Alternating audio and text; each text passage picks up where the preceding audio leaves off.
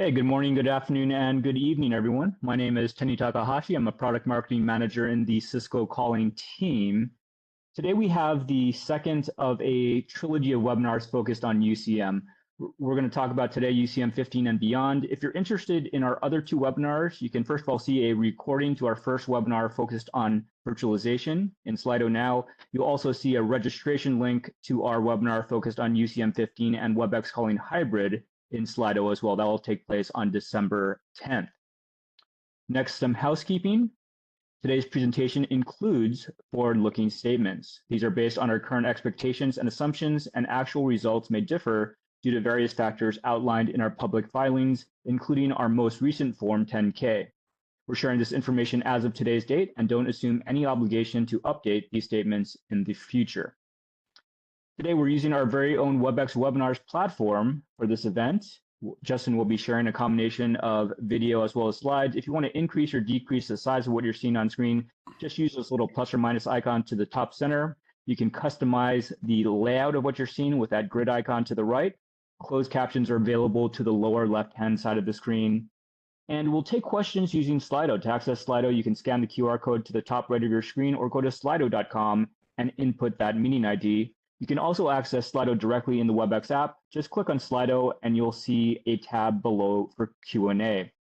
We're going to try to get to as many questions as we can live during today's event. And if you do see a question that you share, please upvote it. That'll help to highlight it for our moderators. We will provide you with a recording as well as a copy of this presentation, probably about a week after the event concludes. Next, we have a couple of amazing speakers. Our primary speaker, you probably know, I'm Justin Jordan, Senior Product Manager in the Cisco calling team. And manning Q&A, we have James Arias, Senior Product Manager in the Cisco calling team. And with that, Justin, go ahead and take it away. All right, Tenny, thank you so much. So, hey, everybody. Happy morning or afternoon or evening or wherever you're at with us today. So thank you so much for coming and spending a little bit of time with us. We're going to be going probably about an hour today, and we'll kind of be covering a wide range of topics, actually. So as Tenny said, right, this is the kind of the second in a three-pronged approach, or a three-legged stool, I guess, where we're discussing a lot of things we're working on with, of course, premise, CUCM, virtualization, hypervisor, all that other good stuff. I'm the white filling in the middle of the Oreo sandwich here. So I'm the good stuff in the middle. I'm going to talk a little bit about kind of some things that James went over last week. We'll do a brief overview of that. I'll give you a brief kind of introduction to what you'll hear next week as well in our hybrid discussions, and also go over core CUCM and where things are at and kind of our timelines and some other information there for you today. So, again, thanks very much to my partner in crime, my brother from another mother, as I call him, Mr. James Arias. He's going to join us on the Q&A side. I did the Q&A for him last week. So feel free to ask your questions. We'll get to them and make sure we get your answers for you today. So taking a high level look, let's take a look at what we're going to talk about today. So obviously we'll give you a nice level set of where CUCM is right now in the architectures aspect, and where Cisco is at from a deployment timeline and variable aspect. I'm going to give you, like I said, an update, just a real high level update. If you were unable to attend the webinar last week with James, as Tenny said, those recordings are posted. So if you see something you hear today from me and you want just egregiously thicker information, right? You want to go deep, we'll send you back over to the recording from last week that we did, and James can obviously tell you all those things we did last week. But we'll give you a nice brief overview if you're unable to attend last week and you kind of caught this one on LinkedIn or you wanted to join us today.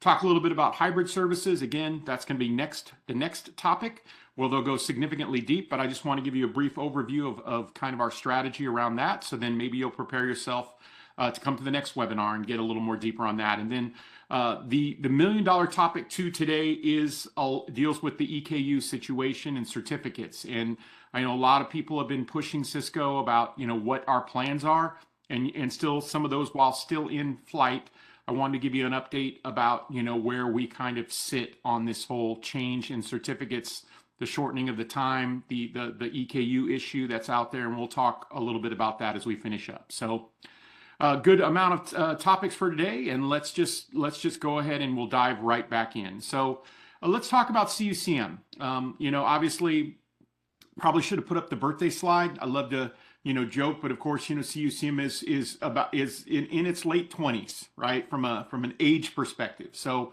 obviously CUCM is out there. We know that we're in the roughly middle 30 million seats or so still out there in the world. And actually CUCM has been growing, funny enough, in the last year or so from a sizing perspective. Of course, as a lot of our competitors decide they do not want to be in the premise business, a lot of customers that have those premise requirements or, are cloud agnostic or whatever the case is, they have been moving to CUCM. So a lot of greenfield deployments actually in the last year as well. So, CUCM very strong from that perspective, obviously still very valuable of an asset to Cisco. And we're trying to figure out ways to continue to help CUCM, grow and expand and really try to bring more features and services to CUCM. So, of course, Cisco's calling strategy, as you know, is three-tiered. I think that the outside of this picture you're seeing is well known to everybody. We have our premises product, obviously what we're talking today about CUCM. And then, of course, we have our Webex calling set of products, right? Webex calling, what we call multi-tenant, right? And then dedicated instance, which, of course, is built on CUCM. Those are very well known to everybody. However, this thing in the middle is the thing that we're kind of really focusing a lot on and really looking at how we can help our customers. Because, like I said, got customers that have that premise requirement for whatever the case is, the vertical you're in, your regulatory requirements, all the cases, but you aren't necessarily in an air gap situation where you can use cloud services. So how can we help you? And we're really talking about how we expand all of these options from that perspective, because the goal is to meet you where you need to be, right? So we did the hybrid thing. We even joked about it. We called it partly cloudy. I have a shirt that actually says that. We did that, of course, when Cloud Connected UC came about. I think in the hybrid presentation you're going to hear about, we'll probably be talking a little bit about updates to Cloud Connected UC, but how do we ultimately look at other serviceability and other kind of what I would call user-facing enhancement features, which I'll talk about today. So this is where we're at from a Cisco standpoint. CUCM is going nowhere. It is here to stay. And so, obviously we talked a lot about version 15 previously and the amount of hours, literally engineering hours that Cisco put in to get CUCM 15 done. So obviously showing commitment by Cisco to get that product out and to continue building on CUCM from that standpoint is definitely something we're highly focused about.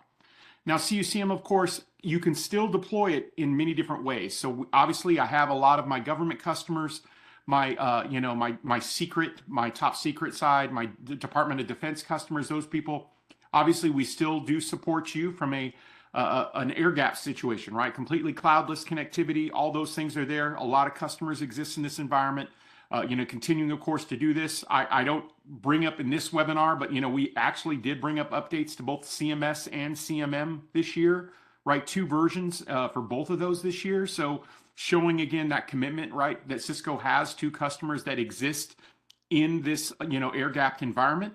And then, of course, hybrid standpoint, right? We're going to talk a lot about that today, but of course, that leaves you, of course, on-premise from a core CUCM application standpoint, but using cloud services, right? So allowing you to use things like the Azure or intra-AD connectors, right? All the different kind of borderless CTI, presence, common call history, all those other applications, right, that we brought to Cloud Connected UC, and allowing you to, have a hybrid deployment or even have a hybrid cloud and prem deployment, right? So of course, that is something also that a lot of customers are doing, and a lot of customers sit in this standpoint. And then, from that standpoint too, we also will ultimately take a look at, and then I don't want to gloss over the fact, but as you heard last week with James on the whole virtualization thing, and a lot of other stuff, we do deploy and offer CUCM in our cloud. It is called Webex Calling Dedicated Instance. And so if you want to get out of the prem server and virtualization business, but you want to stay in the CUCM world and get kind of the best of both worlds, we do offer a CUCM cloud option, right? And it's called Dedicated Instance. And it's the same license as Webex Calling. You can deploy over there, right? We size this appropriately. We build large cluster models, right? It follows a traditional SR&D like a deployment. And so, as we talk today, and as you kind of go through these 3 webinars that we're talking about, just realize that you do have an alternate option here, and that is in Dedicated Instance. If you want to stay in the CUCM family, but you want obviously not to be in the prem, server business and virtualization business, well, we have an option for you there. So these three things are available from that standpoint. And this is ultimately that we see UCM having these kind of three different models that customers are ultimately still deploying today. So let's take a look, of course, at the release strategy. I know some people are out there chuckling, Justin, why do you have 11.5 on there? Well, I approve license extensions. I will tell you a lot of people still are on 11.5. So, it's important that you realize if you're on 11.5, that, the danger Will Robinson siren should be going off right now. Because as you know, we are 18 months past last day of support on that product, right? That was last May. You should be actively looking at how you're going to move away from 11.5. And then, of course, that day happened right at the last day of August for version 12.5. So we're also within that window now where we do no longer have, support, right? Tax support as well as bug fix and all that other good stuff on 12.5. In addition to that, on 14, we've already announced those dates, right? And remember, 11.5 was Red Hat, 12.5 and 14 was CentOS, right? So kind of the underlying strategy issues as well that's going on with kind of what happened in the industry. So 14, those dates are out there too. So obviously in April, we're going to stop bug fix. That's coming up here, April 2026. And then of course, LDOS or last day of support will exist in April 2027. And so all of these things, knowing these dates, knowing your strategy, right, as a partner or customer and where you like to be from a Cisco supportability standpoint, 15, of course, has been out since 2023. We released it in December 2023. It was our Christmas gift to our customers in 2023. So that is out. Of course, we are post SU1, SU2, and SU3, technically SU3A. So all of those things are out. So if you're doing the whole, I don't trust Cisco's base version of software in 15, I'm here to tell you, I don't know what else we can do for you. We're almost 2 years post 15 release at this point. So where are we at with 15? So 15, obviously, we have SU4. SU4 is going to be a big release. If you saw James's webinar last week, that's going to be the new release, right, that we're going to tie the virtualization options that I'm going to talk about here or go over again for you real quickly here. And then we do have SU5, right? SU5 is going to be in that second half of next year as well. So that's declared. We'll talk a little bit about SU5, especially when it deals with the certificate stuff today here shortly. So with that being said, let's go ahead and do our first Slido poll. And, of course, we're gonna throw this one at you because, we need to see this ultimately. But where you at? Where you at today? Love to see this 15 number get high. We'll leave it out here for like another 30 seconds here while I talk over it. But, obviously, what's the UCM? I had to do that. If never seen one of my presentations, you realize that everything is done with an 80%, being direct standpoint. We got to have a little bit of fun here. But obviously, this is good. So a lot of you still on 15. Go ahead, Teddy. Yeah, as we wait for these results, there's a question in reference to the UCM empowers all deployment models slide. Where does UCCX fit into all of this? Well, UCCX is a side application, right? It's an additional application that fits into, of course, our customers that needed an enhanced or a more specific contact center application. As you know, UCCX 15 was released, so it's available out today. That team controls their own end of life and end of support dates, so we don't cover that here in this webinar, but obviously, if you want to ask about longevity and those kinds of things, I would unfortunately have to tell you to talk to the contact center team. That's not something that our team works on. But I know that James, as he talked last week, obviously they were going to work on their support for hypervisor, upheaval and all the other things there as well. But, their direction is ultimately there, what they're going to do about. I think when we talk hybrid today, I think you'll hear about some alternate options as well. So this is good. I mean, I think I would probably say this is about what I expected. I might have expected a little bit more on 15, but I know that version 14 to 15 does have some major requirement changes, especially on the VMware side, as well as, how you got into 14, right? Did you upgrade from 12.5 or God forbid, 11.5 to 12.5 to 14? There is some, VMDK and some of the other stuff you have to address. So this is pretty good from that standpoint. For all of you on 12.5, I hope you're actively planning on what you're going to do moving forward. So let's take a look here at 15 SU3A. So I'm not going to cover the previous versions of 15. Obviously 15 and 15 SU1 were more geared around the move to, of course, the new underlying operating system. So we didn't necessarily feature rich those products. We wanted to make the transition as folks move from 14 to 15 or 12.5 to 15 much easier for them, right? So we kept all the features in place, you know, all the JTAPI, the CTI, the API requirements, you know, we literally grandfathered in the 12.5 and 14 stuff into 15 to make your transition easier. And so the first version, of course, that we brought out, where we actually brought out new feature functionality, was SU2, right? There was some things there, as you know, in Unity, like around some of the changes with Speech View being a cloud connected UC feature, a lot of the TLS upgrades, better IPv6 support, all those things were in version 15 SU2. We just released 15 SU3, and SU3A effectively ended up becoming the final kind of finished version of 15 SU3. A lot of things there, right, around, you know, more support inside, you know, the 9800 series phone stuff, some extra pieces around, you know, some feedback we've received around some changes in the session management functionality. You know, also trying to help, obviously, you know, the new appliance support. So the M7 version of the BE6K and 7Ks, as well as the new CE1400V, right, that came out as well. So the hypervisor required larger expressway appliance. So some other things that we also worked on, of course, was bringing in higher quality video, of course, bringing in the AI codec. All those other features were part of the 15 SU3A standpoint, as well as updating a lot of the accessibility requirements, and then a lot of things, of course, around the certification side, right? So whether it be in the US, support for TLS 1.3, especially if you have 9800 series only phones, you can do that, as well as, you know, common criteria, some of the other things for our folks in Europe that was needed as well, and continuing to, of course, deploy and build more features for our customers around security, compliance, and receiving all that updated compliance information. And then additionally, right, some more additional things around cloud connected UC, especially around the Microsoft Teams or the Cisco call for Microsoft Teams applications. So all these kinds of things is a standpoint. You know, obviously this is available today. It's been out actually for a couple of months now.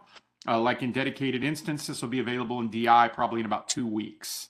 So all of our new DI deployments or dedicated instance deployments will have 15 SU3A as their default version. So this is shipping. This is something that's out today.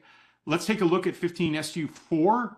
So SU4, obviously, the big part of it will be the alternate hypervisor support, right? So the NFVis stuff that James talked about last week, I'm going to go over here shortly, as well as our CCHS, you know, Nutanix support. So all those kinds of things will be there as well. We're going to work on some other things. There's, as you know, if you use single inbox for Unity connection, you know, there's a change, right? So we're going to change away from EWS over into using the Graph API requirements, right? That a lot of folks are basically, you know, Microsoft sunsetting EWS, so we have to move to that. Bringing back some additional good old-fashioned old school. I love to see modem pass through with NSE, right? That brings back the good old days, but also there's an update to NSC. So we're going to bring in some of those type of capabilities. We're actually kind of bringing back CUSP in a form. So, you know, for all of you that use that product out there, there's some next generation stuff coming around that for customers that were using that product. And then, of course, obviously supporting the newer versions of the Catalyst 8300 series next generation devices that are coming out. So these are all things that are going to be part of SU4. You know, some additional updates to the Jabber SDK to support the redirect URI, kind of a new SSO OAuth requirement. A couple other things around some additional federal compliances, some other security improvements, and then once again continuing to add to some of these, like I said, the click to call with Microsoft capability, as well as the Microsoft call feature inside Microsoft Teams. So all things that were there. This is kind of, like I said, kind of from a date perspective, we need this version out in order to do beta for the NFVis platforms. So obviously, you know, all these things will come together. We're hoping that the beta for this hits sometime in December. You're more than welcome to sign up in the Go Beta program for the CCM betas if you would like. This will be required, of course, for the virtualization change. And then just a quick thing. I obviously saw all you out there that are still, 50% of you are still on either 14 or something older than 14. Obviously, 15 is more mature. It's on the newer version of the operating system, right? We have no declared dates, right, on when things will go, into support or sale. So this is the go forward version. So really should be targeting this. Obviously we want to try to make sure that you're always on a bug fix version, something that we're going to always, deal with those changes and those modifications and being able to support you long standpoint. This will ultimately fix the VMware issue if you're having a VMware issue, right? So we'll talk about that here in a second, but just realize that, at some point, we're also going to see a significant hardware refresh, and you're going to have to make that decision as well. So all you M5 people, right, that are out there, we know what's going on. Anybody that's on a Skylake processor, not just M5, or what you went third party with Skylake, right, understanding where VMware's at with VMware 9 and all the upheaval that's going to cause, realize that upgrading to 15 puts you on that pathway to solving a lot of those other, what I would call non-CUCM issues, but will be issues for you long term. So always be planning, it's time to move to 15. We're on SU3A at this point. There's really no reason not to move to 15. So let the celebration begin. This was my exciting talk track at Webex 1 a few weeks ago, but we have announced version 16. So once again, for all those naysayers out there who said we weren't going to continue moving forward with CUCM, I give you CUCM 16.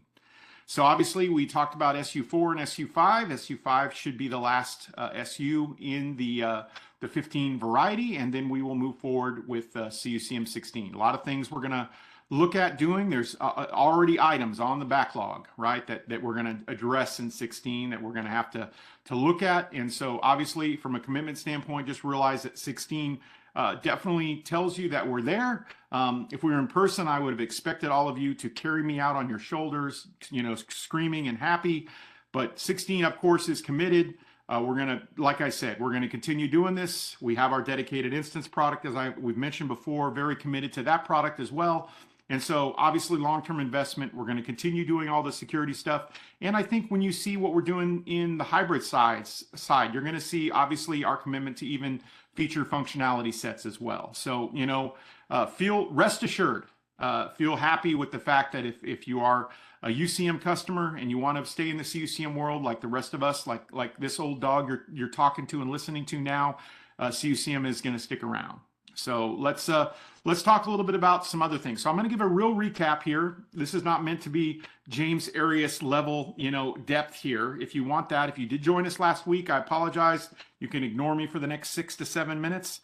If you do not join next week, I'd like to give you a quick update of what James covered last week in just a high level. Again, if you want to hear more in depth, Tenny already told you, we got the links and everything posted. You can go back and listen to an hour and a half of the soothing voice of James Arias tell you all about this great stuff. But let's talk a little bit about what James did talk about last week. Obviously, the Broadcom purchasing of VMware has caused an upheaval for some significant customers of ours. And, the nicest way put, we hear probably a dozen times a day, I need to get VMware out of my data center by XYZ day. And so obviously, that has created trouble for some customers. We know that VMware has become much more expensive for them, or has become difficult for them to obtain. And so Cisco has embarked on an alternate, or an additional, I guess I should say, hypervisor support. And so what James talked about last week, obviously, if you are in the Cisco appliance family, we're going to have a Cisco option for you. And that is what we're calling NFViz for UC. So NFViz, if you're not familiar with that, is an application, of course, that we've had available on the networking side for a while. So it's not something brand new. Everyone's like, I don't want to try something new from Cisco. Well, it's not new. It's actually been out on the networking side for quite a few years. We're just going to take over it from a collab standpoint, or as I like to say, James does a great job in building other people's businesses at Cisco.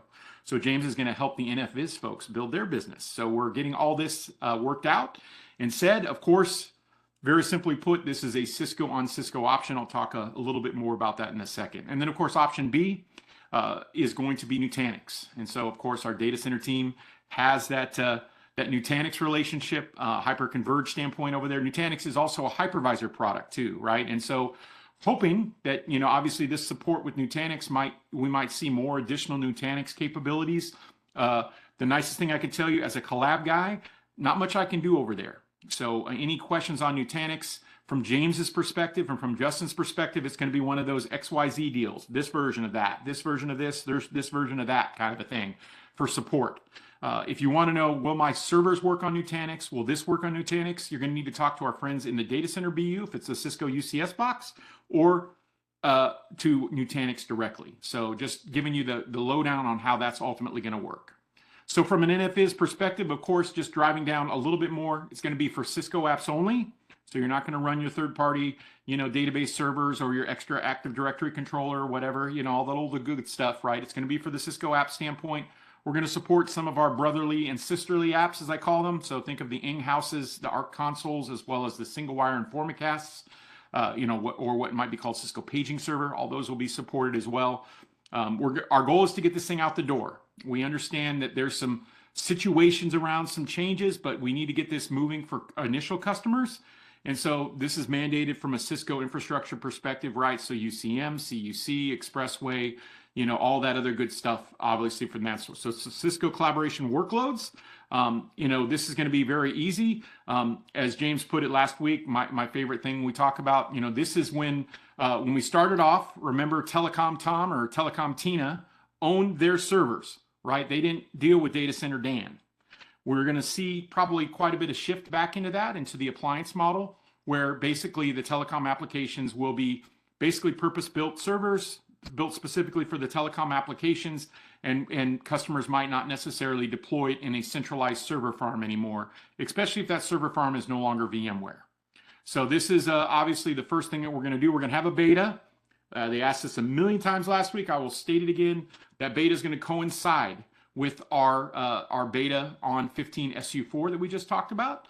So both of those things should effectively hit at the same time. We're hoping that beta starts in December. So again, that's where we're at from an NFVIS. And then just finishing up James's talk track from last week. Obviously, we have CCHN, which is Nutanix, right? So the Nutanix support. Of course, Nutanix is a hypervisor. So there's none of that side loading, can't run that extra app thing, all that stuff, whatever, right? If Nutanix supports as an app, it's an app. So, for customers with larger deployments, larger data center requirements, large, just, huge. I had a customer yesterday, 130 servers in their CUCM, deployment farm, right, that they have. A lot of boxes, right? So obviously they're going to look at something like Nutanix to get away from the VMware standpoint. So data center deployments, right, this isn't cheap, but of course, if you need a lot of boxes, it makes a lot of sense from that standpoint. So obviously, this is something as well. Right now, I think we're giving guidance that we hope to have the Nutanix support sometime in the timeframe of May of next year is where we're at. But again, want to know more about all this stuff I just talked about? That was the Justin 80,000 foot 50-cent view. If you want to know more, please, by all means, James did 90 minutes of this last week. We will make sure that you just head over to where you kind of found this webinar, and you should be able to find that information and watch that recording from last week. So real quickly, I know I only gave you an 8-minute overview, but what are your plans for hypervisor? If you joined us last week, you can answer this too, but based upon that, real quickly here, let us know. We're just kind of intrigued to see what it is. And just remember, I didn't give you option D, which is probably the best option because I'm a Cisco guy, is move this to the cloud with us. We'd love to have you on multi-tenant. We'd love to have you on dedicated instance, but options for steer, here from this standpoint, we know everyone's in a weird place because as we know from our research, VMware was 80% of the marketplace and there was no second place. It was very interesting when this happened because there really wasn't a whole lot of that. So James, I know James is with us answering questions, but as you can see, a pretty interesting split here. So pretty interesting split. Anything we should address, Tenny, before I move forward? Yeah, you did mention Cloud Connected UC. There is a question about what is that. So maybe a quick 30-second. Wow. Okay. Yeah. Cloud Connected UC is a service we brought out actually in some of the later versions actually of 12.5 that allows you to connect your CUCM on-premise platform with Control Hub, our cloud, Control Hub platform, right? And so we initially brought out Cloud Connected UC to help customers with things like certificate replacement, as well as, getting more deeper analytics into things like, CDR records, as well as troubleshooting information. Then we've expanded on Cloud Connected UC past then to bring out different features like, let's say, CUCM, right, doesn't natively integrate with Intra Active Directory, or what used to be called Azure, right? So we have that connector to be able to service those kinds of service those type of user accounts through the cloud down to your premise CUCM. We also brought in a lot of features, and we had to bring in kind of a cloud connector mentality to support unilateral things around like the Microsoft call interface, as well as commonplace presence, click-to-call capabilities, right? Borderless CTI, so you can be external but still control a desk phone per se. All those other capabilities were brought into Cloud Connected UC. And based upon that feedback, I'll make sure that the presenter next week definitely covers Cloud Connected UC as part of our hybrid strategy. Okay, let's continue on here. So obviously, hybrid services for premise CUCM deployments. So this is the next topic that you'll hear next week. I'm going to give you the high-level view, and then next week they will go a little deeper into this. But this was an announcement we made at Webex One a couple of weeks ago. And let's just dive right into this and have this conversation. So, of course, we have our cloud, we have our premise CUCM customers. We, of course, have this Cloud Connected UC thing that's existed for a while. But what can we do ultimately to help our customers out from a CUCM perspective that might have that need, but are looking to have, maybe some additional services delivered to them because they're not necessarily cloud agnostic.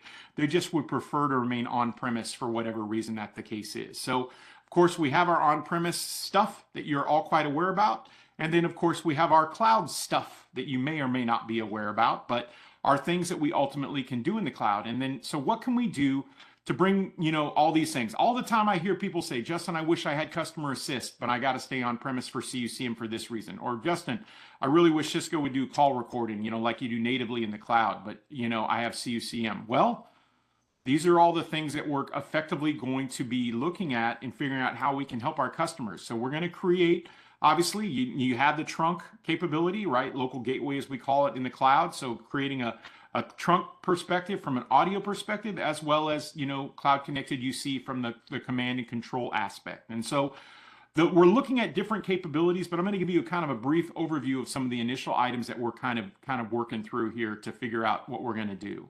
So as you know, obviously, Webex Calling Hybrid, we would effectively look at this from that standpoint of what we can do to really kind of enhance your existing experience. So obviously, you're on premise for whatever reason it is, stability, right, confidence, your regulatory reasons, whatever the case is. But you want some of those next generation cloud capabilities. So our goal is to take a lot of that kind of stuff that we're building in the cloud, which includes a ton of AI. I'm going to try to not say the word AI 48 million times on a webinar like most people do.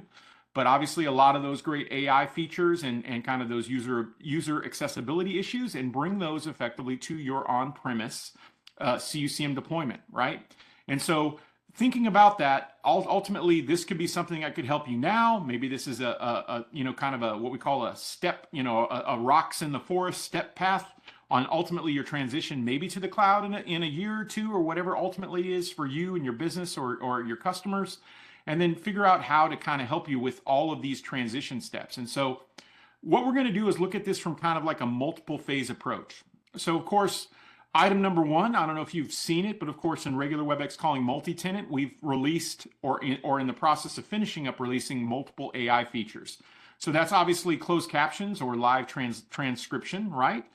Being able to see that data effectively in the Webex app and make it so that you can have things like call recap. So recapping after the call, being able to see, different things as the live transcript is being done. Also being able to use the AI assistants to maybe help you build an action item list or some of the other stuff from that standpoint.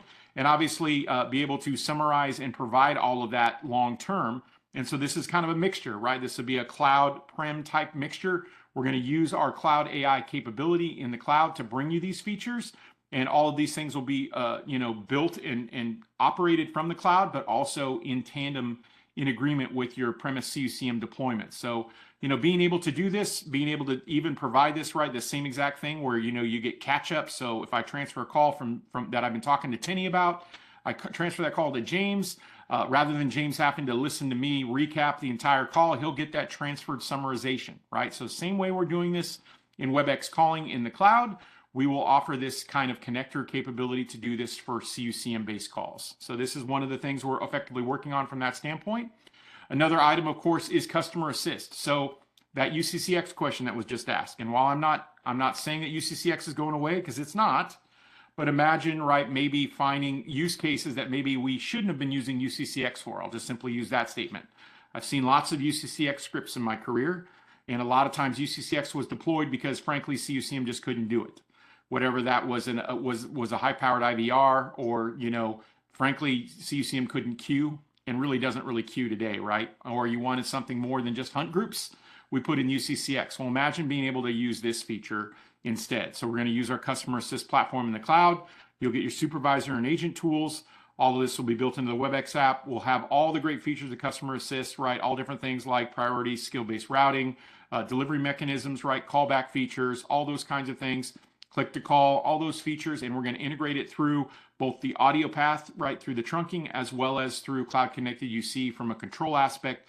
So, you know, a couple of things, right? We're going to initially launch, of course, with it being more of a cloud-first service, and then we'll look at a hybrid service where the UCM user basically can still have their CSF or even a mobile device registered to CUCM from that standpoint. So this is another item that we're trying to do to really help customers bridge that gap. You know, this is not a replacement for UCCX. UCCX, I said 60%, right? What about that other 40%?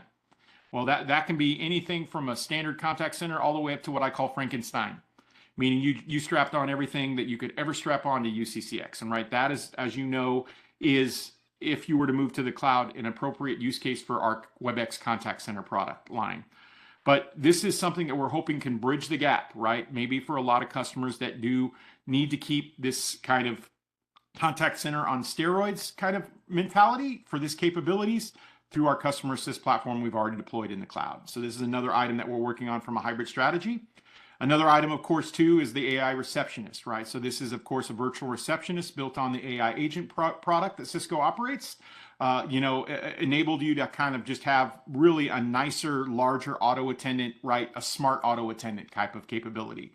So if you've never had a chance to see this, we've shown this at Cisco Live. We've showed it, of course, at Webex One, but it's going to be very easy to set up in Control Hub. You'll be able to build your knowledge base. Your knowledge base can be all the data you can provide into it, you know, whether it be, you know, your own text, data, documents, you know, links for websites, all the other good stuff. And you can build this knowledge base effectively for this AI receptionist user.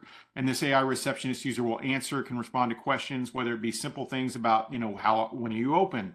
You know, how do I find you? You know, what are the, you know, in the deli today? What are the specials?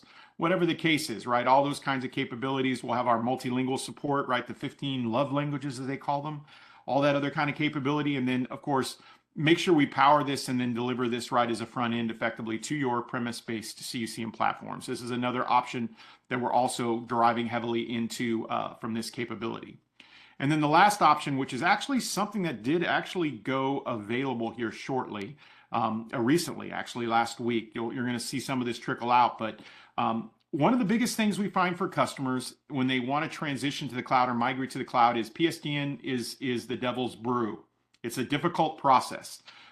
Customers, no one wants to port one number at a time. Porting is one of the most difficult processes in the world. And even if you stay within the same company, not throwing out anybody, but AT&T, let's say, you know, if you're going from your old school PRI to a cloud-based service, guess what? That's a port still. So we're going to enable a capability option that will allow you to basically get your phone numbers, put them in the cloud, and then we will back trunk them to CUCM for you. And so from this capability, this will allow you to ease and smooth transitions. So you'll be able to have everything cloud delivered. We will backfill it right through trunking, through local gateway cube, all that good stuff that all of us are experts on here on this call. But we will bring all of that capability. And then as you transition to the cloud, whether you're transitioning it maybe to a portion or customer assist or some of the other stuff we've talked about, right? Simplistic capability, right? So the ability to have everything delivered once and have everything effectively dropped here. And then, of course, you see our full, you know, happiness feature here of our friends that offer our cloud connected PSTN capability. And then also being able to offer this, of course, with local gateway. So you've done a local gateway PSTN integration, maybe with the control hub side, right? With our edge, our cloud edge. Now, adding one more thing here. Our plan is to also enable this eventually for Cisco Calling Plan. Now, before you ask when, I feel all of you feverishly typing that question right now. Probably going to look sometime in the late spring of next year. But the other option would be to also enable this on Cisco Calling Plan. So if you are using a Cisco Calling Plan service, we can offer this service as well. So this is also something, like I said, this actual feature is actually live. You'll see it in CCW today. This feature was brought out, just so you know, in Webex Calling Multi-Tenant for a couple of reasons. This is just one of them. But remember, we got customers that have third-party turret platforms or nurse call systems or all these other things, right, that needed PSTN, but we could never really do from Webex Calling. So this feature is baked for those requirements as well. So just finishing up the hybrid conversation, like I said, you're going to get a complete dose of it next week. But obviously a lot going on. We have our Webex calling products. We have our services standpoint. You know, looking at, you see something in the middle here. Maybe we'll be able to backhaul 911 to UCM it someday. Wink, wink, nod, nod. You know, a lot of options here as we build these platforms and ultimately look at what makes sense. Obviously, would love to hear from all of you as you work with us at Cisco, either through your partner or your Cisco account team, you know, some of the things that we could help you out long term. But our goal here is to cloudify or super steroid up or whatever you want your on-premise UCM by being able to integrate some of our cloud services. Again, something only Cisco can do. No one else in the industry can do this. Part of what we're really looking at. So with that being said, giving you that 5,000-foot view, let me go ahead and head over here and get you to my last Slido poll question. So what did you like of what I just said? I'm intrigued because I want to take this back to our product management team, of which I am one of them, and really hear a little bit about what you think we should be working on. I think, you know, obviously we're going to try to catch as much use cases as we can, but really from that standpoint, you know, what makes a lot more sense? What would make more sense for you from that standpoint? Oh, Cloud PSTN, I would have never thought this was going to be the winner here. Very interesting. Oh, by the way, you can select more than one. I gave you the option to select more than one. I didn't want to, you know, it's hard to, you know, like they say, when you're in an airplane, you know, start with the child with the most potential and work your way down if you have to put the mask on. So go ahead and choose more than one if you need to. But just really interesting from this standpoint. Yeah, this is pretty good. So, all right. One more question. Yes, that is worth a laugh. Thank you, Richard. I appreciate that. And Greg, thank you as well. So yes, you know, that was a Southwest joke. If you've never flown Southwest Airlines in the United States, they're allowed to say that. All our other airlines, you know, are a little too, you know, tight-lipped with the old, you know, suit and tie. But I love Southwest. You know, find the one with the most potential and work your way down. All right, so I got 3 more slides for you, and they are going to cover some drama that we know is also in the industry. We love drama. It's always fun to try to have to bring new requirements to systems that have been around a long time. But let's go ahead and drive into that. And that's going to be our EKU and public TLS certificate issue that is really starting to rear its ugly head in the industry. Now, real quick, folks, I wish I had an answer for you day one, and we don't. The key aspect of what we're talking about here is we recognize the problem, and we're going to address it. And we're going to address it as soon as we can, and really going to work on this from that standpoint. But of course, as you know, obviously, you know, the lack of EKU in some of the even some of the major providers from that standpoint, they no longer, you know, issue basically a TLS certificate with both the auth certificate as well as the EKU from that standpoint, right? And so ultimately, this is something that is happening now. Now, I know some of those providers still, like DigiCert, will still provide it, but guess what? There's another little box that you got to check, right, when you go get your certificate. And it's becoming an issue because people aren't checking the box. You know, you're used to doing it the way it was before, and then ultimately there will be no box to check because they're not going to provide it. So, you know, from that standpoint, obviously, you know, this is an interesting kind of standpoint from a CUCM perspective. You know, a lot of when we started doing certificates heavily on CUCM back in the early Jabber days is when it started really with Justin. But a lot of times back then we found it easier just to go get a public CA. It was easy. We figured out how to name the boxes appropriately. We went and got our $5.99, you know, SSLs.com special certificate, slapped it on everything, and everything just worked. Well, this is going to probably change, I think, customers' policies on certificates a little bit, where you will be more reflective of internal versus external certificates. It's all going to ultimately depend on your security policy, your company's ultimate policies of what you're going to do. But, we understand that number one, obviously this EKU is one issue. The other issue, as we all know about, is the fact that they're not going to issue certificates of length anymore, and including some stating maybe 90 days, I think is what they're talking about. And when you have a platform that you have to reboot things and restart things when you replace a certificate, yeah, it becomes a little tough. And so obviously we're recognizing that requirement. We're recognizing that capability. And of course, we put the Chrome information here because, as you know, Google's got their business all up in this thing too, from directing the overall policy. So what does this mean for you, and what is kind of our direction? And I'll cover that now. So obviously, for the time being, first and foremost, check the box for EKU. As you go in, I know it's an extra step, but please check the box for that. Ultimately, we're hearing from most of the major public CAs that this will allow the extended use at least until about March 2027. So this is going to extend the lifeblood, not necessarily do it. And this will ultimately give Cisco enough time for us to address this in a lot of our key infrastructure that we're going to need to address. So, realize, and maybe, this is another interesting one. Obviously, the date of March 2026 is going to be pretty powerful for most people because that's the start of the shortening of time. Maybe it's proper to redo your certificates before March of 2026, even if you have more like 4 or 5 months left, just because that'll put you in the window to do longer certificates. So, keep an eye on your provider and what their policy is going to be and where they're going to be, and ultimately figure out maybe you might need to do an earlier certificate renewal next year. So that's another thing that we're telling you to keep at. Number two, maybe it's time, all that stuff behind the firewall, maybe it is time to use a private PKI now. So this is another option for you. Of course, our friends at Microsoft do this. If you're a big Microsoft shop, obviously this is something they've done for years, but maybe this is something ultimately that you're there. And then of course, you only need to use a public CA basically on one thing and one thing only, and that's Expressway, right? That's it. So think about ultimately, your policy and plan. Maybe you'll have to shift that. That's another item from that standpoint. Obviously, we realize that we're going to have to do some stuff. And as you see the date on there, 15SU5. That's going to be the version we're going to take a look at it. We're going to look at a lot of different things, right? There's Acme services. There's a bunch of other things out there in the market. There's a lot of different aspects.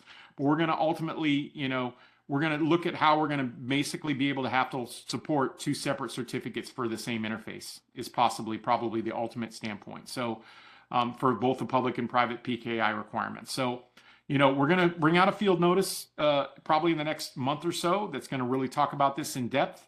I put the red item on the bottom because it's very simply put, folks, this isn't coming to 14SU5.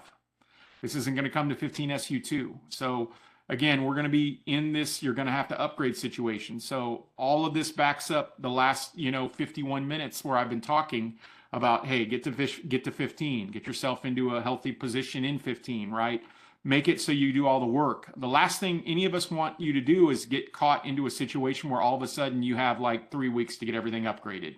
And you're dealing with hypervisor, you're dealing with hardware, you're dealing with UCM version, right? All these things, it just makes it hard on yourself. I'm a firm believer, having been a guy that deployed this stuff for years in the field. I'm not just some Cisco guy that's been chilling, telling people what to do. I mean, I've wrenched on this stuff, like all of you have. Work on your stuff ahead of time. Get your stuff up to date. Follow a good policy and a procedure, right? Get yourself in a nice little kind of hamster wheel. You don't want to be a fast hamster wheel, a nice slow hamster wheel, and you're going to be much happier, and you will spend far less time than trying to execute an emergency, oh my God, this weekend upgrade next November when everything goes bad on you. So put in the work now. You're going to be much happier in the future. So with that being said, Tinny, we got any more questions we can address? That brings us to the thank you slide. But anything else that you think we should address here before we let these folks enjoy the rest of their day or evening or morning? Clarification, is the plan to only support NFVs and Nutanix, or will we continue to support VMware? Yep, that was our, I glossed over that. I apologize. That was actually column 1. So for the time being, of course, we have all the information out on VMware support, version 7, version 8. I will tell you version 9, from what we're starting to see, is something that we're having to take a look at because version 9 is going to be a major shift for VMware as well. So, but for the time being, yes, VMware is still being supported. Yes. And what's the difference between Webex Calling Hybrid and Cloud Connected UC? Uh, Marketing terms by like my friend Tenny created here. But more specifically, I think Webex, Webex Calling Hybrid just talks about the evolution. Cloud Connected UC is an actual product. So Cloud Connected UC is an actual mechanism. It's an actual product that exists. It's actually something you build and configure. Webex Calling Hybrid will include a suite of services that will work on both Cloud Connected UC as well with other mechanics like local gateway and trunking and things like that. Got it. And call back to slide, I believe, 11. You mentioned Cube Contact Center AI. What does that mean? So obviously, customers are slide 11, huh? 1 second. Yeah, so there is a new, like I said, we're going to have to figure out. I mean, we didn't really discuss the whole how does this work? How does this work standpoint, obviously from that standpoint, but there's a lot doing with the way SIPREC trunks work, right? As well as, forking and those kinds of things. So there will be some increased features in Cube to support basically multiple trunking requirements or multiple SIPREC requirements. And that's effectively what that Cube means, is that Cube standpoint will be able to support kind of multiple media forks, right? To be able to send a stream, let's say, into the AI agent separately from the caller versus, those kinds of things. And what you saw there around Webex Contact Center is actually some of the same things we will need to do to enable some of these on-premises, AI features as well. We have a question from Carmen about bringing some of these AI features for air-gapped customers via AI pods. I think that might be out of the scope of today's webinar. But so that is, I'm happy to just mention that. So you are correct. That would be kind of phase 3 of what we're not talking about here, but you're correct. AI pod is part of this overall strategy. And it is something we are ultimately going to look at and will be done. Obviously, no firm dates on any of that kind of stuff that we can look at, but you are correct. Everything, a lot of what we talked about here today, especially around the AI stuff, is something that we are ultimately looking at investigating and figuring out how we do in air-gapped environments via AI pod. That is correct. That is something we are working on. Awesome. And customer assist for UCM, will that be available in UCM 15 SU4 or 16 or both, I guess? It's actually it's not going to be tied to a CUCM version. So it's actually going to be something that we'll build more specifically into probably WebEx app versions, because the WebEx app will need to recognize cloud and premise from that capability. But more than likely, it will not be necessarily tied to a CUCM version. It will be on CUCM SU4. That'll be the shipping version at that time. If we look at the way the time aligns. However, most of those things are actually more cloud and app driven from a version perspective versus CUCM. Got it. And a question about more of a statement of a suboptimal experience with dedicated instance. Are there plans to improve the experience? What do you do if you have a bad migration experience? I would love to have someone reach out to me directly regarding that statement. I'm one of the DI product managers, so I mean, we'd love to hear from you. We've done a lot of work in the last few months on readiness and assessments and basically, working on the DI platform, from everything from analytics, notifications, as well as platform improvements and backbone capabilities. So reach out to us. Would love to hear more about it. Migration is also usually not done by Cisco, or only a portion's done by Cisco, but I'd love to hear that feedback. Feel free to reach out to me directly. Okay, and it looks like James has done a great job with the questions, so I think we're okay to conclude. All right, very good. Well, hey, everybody, thank you so much. Again, I'll do this for Tenny next week, right? So next week, I think it's next week. Tenny is the last session, right? On the December 10th. We're giving ourselves. We're going to give them a holiday. We're going to give you a long holiday. So in December, we'll come back and we'll give you a little bit more specific information, like a lot of the things around hybrid that we talked about. Making sure I'll take your feedback as well. Make sure we give you a nice long look at Cloud Connected UC as well, and some of the improvements there as part of it goes with it. But with that, thank you again, everyone, for your time today. UCM 16, we're there. So exciting stuff, and really wish everyone a great day, great evening, great morning, and thank you again.